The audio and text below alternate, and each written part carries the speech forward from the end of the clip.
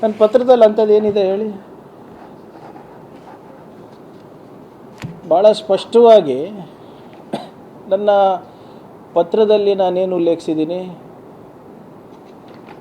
According to the annual report 2025 released by the Akhil Bharatiya Pratinidhi Sabha, the highest decision-making body of the RSS, the organization has a significant footprint in Karnataka. ಇದು ನನ್ನ report ಅಲ್ಲ, ಕರ್ನಾಟಕ ರಾಜ್ಯ ಸರ್ಕಾರದ report ಅಲ್ಲ.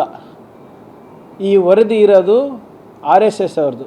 ಏನಂತ ಹೇಳ್ತಾರೆ ಅಂದರೆ, they have 4127 daily shakhas, 1389 weekly millons and 60 monthly mandalis ಅಂತ ಅವ್ರು ಹೇಳೋ ವರದಿನಲ್ಲಿ the RSS public mobilisation is extensive. The organisation has conducted 2195 samajotsavas drawing 19,61,158 participants. They have done 562 route marches across the state of Karnataka, covering up to 3 kilometers, with 2,21,963 uniformed participants. Uniformed participants. Andre, what does it show? That they are organized, that they converge under the name of Rashtriya Swayam Sevak Sangha, and they do it in a uniform manner, wearing uniforms. ಇದು ಯಾರ್ದಿದು? ಇದು ಪತ್ರ, ಇದು ವರದಿ ಇರೋದು RSS ಅವ್ರ ವರದಿ, ಅಖಿಲ ಭಾರತೀಯ ಪ್ರತಿನಿಧಿ ಸಭಾ. ಈಗ ನನ್ನ ಪ್ರಶ್ನೆ ಇರೋದಿಷ್ಟೇ, ಯಾವ ಸಂಸ್ಥೆ ಸುಮಾರು 4127 ಶಾಖೆಗಳು ನಡೆಸ್ತವೆ, ಯಾವ ಸಂಸ್ಥೆ 500ರಿಂದ 62 ಪಥಸಂಚಲನ ಮಾಡ್ತವೆ ಕರ್ನಾಟಕದಲ್ಲಿ, ಕರ್ನಾಟಕದ ಹೈಕೋರ್ಟ್ ಆರ್ಡರನ್ನು ಉಲ್ಲಂಘಿಸಿ ಸುಮಾರು 20 ಲಕ್ಷ ಜನ ಸೇರ್ತಾರೆ ಅಂದರೆ ಇದನ್ನು ನಾವು ಪ್ರಶ್ನೆ ಮಾಡಬಾರ್ದ? ಆಮೇಲೆ ನಾನೇನು ಇಂಡಿವಿಜುವಲ್ ಆಗಿ ಕೇಳ್ತಾ ಇಲ್ಲ ಅಲ್ಲ, I am asking this question as the home minister of Karnataka. ಒಬ್ಬ ಭಾಳ ಜವಾಬ್ದಾರಿ ಸ್ಥಾನದಲ್ಲಿ ಇರುವಂಥ ವ್ಯಕ್ತಿ ಆಗಿರೋದ್ರಿಂದ ನಾನು ಈ ಪ್ರಶ್ನೆಯನ್ನು ಕೇಳ್ತಾ ಇರೋದು.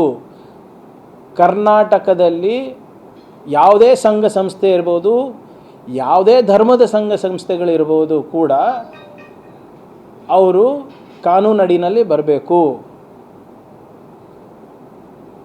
ನಮಗೆ ಗೊತ್ತಾಗಬೇಕಲ್ಲ, 20 ಲಕ್ಷ ಜನ ನೀವು ಸೇರಿಸ್ತಾ ಇದ್ದೀರಾ ಅಂದರೆ ರಾಜ್ಯದಲ್ಲಿ, ನೀವು ಯಾರು, ಹೇಗೆ ಸೇರಿಸ್ತಾ ಇದ್ದೀರಾ, ಯಾಕೆ ಸೇರಿಸ್ತಾ ಇದ್ದೀರಾ ಅಂತ ಗೊತ್ತಾಗಬಾರ್ದಾ? ಆಮೇಲೆ ಈ ವರದಿ ನೀವೇ ಬಿಡುಗಡೆ ಮಾಡಿದ್ದು. ನಾನು ಕೇಳ್ತಾ ಇರೋದೇನಪ್ಪ, ಭಾಳ ಸಿಂಪಲ್ ಪ್ರಶ್ನೆಗಳಲ್ಲ, 7 ಪ್ರಶ್ನೆಗಳು ಕೇಳಿದ್ದೀನಿ. ಆಯ್ತು, ನಿಮ್ಗೆ 7ಕ್ಕೂ ಕೊಡಲಿಕ್ಕೆ ಇಂಟ್ರೆಸ್ಟ್ ಇಲ್ಲ ಅಂದರೆ ಮೊದಲೇ 3-4 ನಾನು ಹೇಳಬೇಕಲ್ಲ. ನೀವು ಯಾವ ಕಾನೂನು ಅಡಿನಲ್ಲಿ ನೀವು ಅಸ್ತಿತ್ವದಲ್ಲಿದ್ದೀರಾ? What is your legal status? ನಿಮ್ಮ ಸಂಸ್ಥೆಯ ಸ್ಟ್ರಕ್ಚರ್ ಏನಿದೆ? ನಿಮ್ಮ ಮುಖ್ಯಸ್ಥರು ಯಾರು, ಆಫೀಸ್ ಬೇರರ್ಸ್ ಯಾರು, ಪ್ರತಿನಿಧಿಗಳು ಯಾರು? ಈಗ ನೀವೇ ಹೇಳಿ, ಈಗ ನೀವೆಲ್ಲ ನಮ್ಮ ಮಾಧ್ಯಮ ಸ್ನೇಹಿತರು, ನಾಳೆ ನೀವೇನೋ ಒಂದು ಇವೆಂಟ್ ಮಾಡಬೇಕು ಅಂದರೆ ಲೋಕಲ್ ಪೊಲೀಸ್ ಸ್ಟೇಷನಾಗಿ ಹೋಗಿ ನೀವು ಒಂದು ಅರ್ಜಿ ಕೊಡಬೇಕಲ್ಲ.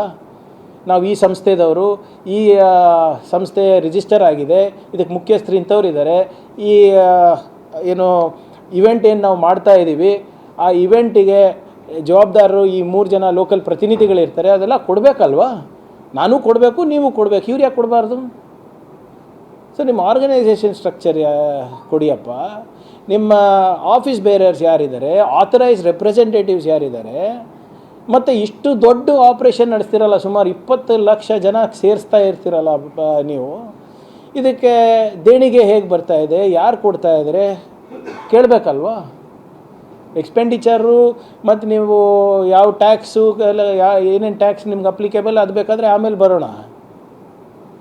ಈಗ ಅಯೋಧ್ಯನಲ್ಲಿ ರಾಮ ಮಂದಿರ ಕಟ್ಟಿದ್ದಾರೆ. ಅಲ್ಲಿ ಒಂದು ದೇಣಿಗೆ ವಿಚಾರದಲ್ಲಿ ಒಂದು ದೊಡ್ಡ ಹಗರಣ ನಡೆದಿದೆ. ನಮ್ಮ ದೇಶದಲ್ಲಿ ಏನು ನಮ್ಮ ಶ್ರೀರಾಮನೇ ಲೆಕ್ಕ ಕೊಡಬೇಕಾಗಿದೆ. ಶ್ರೀರಾಮನ ಹೆಸರಲ್ಲಿ ಇವರು ರಾಜಕೀಯ ಮಾಡ್ತವ್ರು ಲೆಕ್ಕ ಕೊಡಬಾರ್ದಾ? ಅಯೋಧ್ಯದಲ್ಲಿ ಏನು ದೇಣಿಗೆ ಬಂದಿದೆ, ಅಲ್ಲಿ ಅವ್ಯವಹಾರ ಆಗಿದೆ ಅಂದ್ಬಿಟ್ಟು ದೊಡ್ಡ ಪ್ರಚಾರನೇ ನಡೆದಿದೆ ಅಲ್ಲಿ ಯು ಪಿನಲ್ಲಿ, ಇಡೀ ದೇಶಾದ್ಯಂತ. ಲೆಕ್ಕ ಕೊಡಿ ಸ್ವಾಮಿ ಅಂತ. ಈಗ ರಾಮನ ಹೆಸರಲ್ಲಿ ಇವರೆಲ್ಲ ಪಥಸಂಚಲನ ಮಾಡೋರು, ರಾಮನ ಹೆಸರಲ್ಲಿ ಇವರು ರಾಜಕೀಯ ಮಾಡೋರು, ಸಂಘಟನೆ ಕಟ್ತಾ ಇರೋರು, ಇವ್ರದ್ದು ಅಕೌಂಟಬಿಲಿಟಿ ಇಲ್ವಾ? ನಮ್ಮ ದೇಶದಲ್ಲಿ ಒಬ್ಬ ಸಫಾಯಿ ಕರ್ಮಚಾರಿಗೂ ಕೂಡ ಏನಾದರೂ ಸರ್ಕಾರಿ ಸವಲತ್ತು ಬೇಕು ಅಥವಾ ಎಲ್ಲನ ಕಸ ಗುಡಿಸ್ಬೇಕು ಅಂದರೆ ರಿಜಿಸ್ಟ್ರೇಷನ್ ಕೇಳ್ತೀರಾ? ಆದರೆ ಇವರಿಗೇನಕ್ಕೆ ರಿಜಿಸ್ಟ್ರೇಷನ್ ಇಲ್ಲ? ಪ್ರತಿಯೊಂದು ಚರ್ಚ್ ಇರ್ಬೋದು, ಮಸೀದಿ ಇರ್ಬೋದು, ದೇವಸ್ಥಾನ ಇರ್ಬೋದು, ವ್ಯಕ್ತಿ ಇರ್ಬೋದು, ಕಾರ್ಮಿಕ ಇರ್ಬೋದು, ಸಣ್ಣ ಪುಟ್ಟ ಅಂಗಡಿ ಇರ್ಬೋದು, ಸಣ್ಣ ಪುಟ್ಟ ವ್ಯಾಪಾರಿಗಳಿರ್ಬೋದು, ಎಲ್ಲರೂ ರಿಜಿಸ್ಟ್ರೇಷನ್ ಮಾಡ್ಕೊಂಡು ಕಾನೂನು ಪಾಲನೆ ಮಾಡ್ತಾರೆ. ಇವ್ರು ಮಾಡೋದಿಲ್ಲ ಅಂತ ಏನಾದರೂ ಕೇಳಿದ್ರೆ ನೀವು ಧರ್ಮದ ಹೆಸರು ತರ್ತೀರಾ? ಧರ್ಮಕ್ಕೆ ಇದಕ್ಕೇನ್ರಿ ಸಂಬಂಧ? ಎಲ್ಲ ನಾನು ಹೇಳಿದ್ದೀನ ನೀವು ಧರ್ಮ ರಿಜಿಸ್ಟರ್ ಮಾಡ್ಕೊಳ್ಳಿ ಅಂತ. ಎಲ್ಲಿ ತೋರಿಸ್ಬಿಡಿ. ಇಲ್ಲೆಲ್ಲಿ ಈ ನನ್ನ ಪತ್ರದಲ್ಲಿ ಹಿಂದೂ ಅಂತ ಎಲ್ಲಾದರೂ ಒಂದು ಶಬ್ದ ಬಂದಿದೆಯಾ, ಪದ ಬಂದಿದೆಯಾ, ಧರ್ಮ ಅಂತ ಬಂದಿದೆಯಾ? ಒಂದು ತೋರಿಸ್ಬಿಡಿ ನನಗೆ. ನಿನ್ನೆ ಸಾಮಾಜಿಕ ಜಾಲತಾಣದಲ್ಲಿ ನೋಡ್ತಾ ಇದ್ದೆ, ಮೋಹನ್ ಭಾಗವತ್ ಅವರು ಪ್ರಿಯಾಂಕ್ ಖರ್ಗೆಗೆ ಉತ್ತರ ಕೊಟ್ಬಿಟ್ಟಿದ್ದಾರೆ ಅಂತ. ಅವರು ಅದು ಯಾವುದೋ ತಿಸೂರಿನಲ್ಲಿ ಹಿಂದಿನ ಏನು ನಾವು ಚಿತ್ತಾಪುರ್ನಲ್ಲಿ ಮಾರ್ಚ್ ಮಾಡಲಿಕ್ಕೆ ಬಿಟ್ಟಿರಲಿಲ್ಲ, ಆ ಸಂದರ್ಭದಲ್ಲಿ ಆಡಿದಂಥ ಮಾತುಗಳಿಗೆ ಅವರು ಪ್ರತಿಕ್ರಿಯೆ ಕೊಟ್ಟಿದ್ದು. ಅದು ಕೊಟ್ಟಿದ್ದು ಜೂನ್ 13. ನಾನು ಈ ಪತ್ರ ಬಿಡುಗಡೆ ಮಾಡಿದ್ದು ಜೂನ್ 15 ನಿನ್ನೆ. ಸೊ ಸುಮ್ಮನೆ ಇವ್ರದ್ದು ಒಂದು ಎಕೋಸಿಸ್ಟಮ್ ಇದೆ. ಅವ್ರು ಹೇಳಿದ್ದೇ ನಿಜ, ಅವ್ರು ಆಡಿದ್ದೇ ಮಾತು ಅಂತ. ಹೋಗಿ ನಿಮ್ಮ ಸ್ವಯಂ ಸೇವಕಗಳಿಗೆ ಏನ್ರಿ ಮಾತಾಡ್ತೀರಾ? ಬನ್ನಿ ನಮ್ಮ ಹತ್ರ ಮಾತಾಡಿ, ಸರ್ಕಾರ ಹತ್ರ ಮಾತಾಡಿ, ಹೇಳಿ ಯಾವ ಕಾನೂನು ಅಡಿನಲ್ಲಿ ನೀವು ಇದ್ದೀರಾ, ಯಾವ ಕಾನೂನು ಅಡಿನಲ್ಲಿ ನೀವು ಟ್ಯಾಕ್ಸ್ ಕಟ್ತಾ ಇಲ್ಲ, ಯಾವ ಕಾನೂನು ಅಡಿನಲ್ಲಿ ನಾವು ನಿಮಗೆ ಇಂಥ 20 ಲಕ್ಷ ಜನರಿಗೆ ನಿಮಗೆ ಪಥಸಂಚಲನ ಮಾಡಲಿಕ್ಕೆ ಬಿಡಬೇಕು, ಅಥವಾ ನಿಮ್ಮ ಆ್ಯಕ್ಟಿವಿಟಿ, ನಿಮ್ಮ ಏನು ಚಟುವಟಿಕೆಗಳಿದೆ ಅದಕ್ಕೆ ನಾವು ಯಾಕೆ ಅನುಮೋದನೆ ಕೊಡಬೇಕು ಹೇಳಿ, ನಾವು ಮಾಡೋಕ್ಕೆ ತಯಾರಿದ್ದೀವಿ.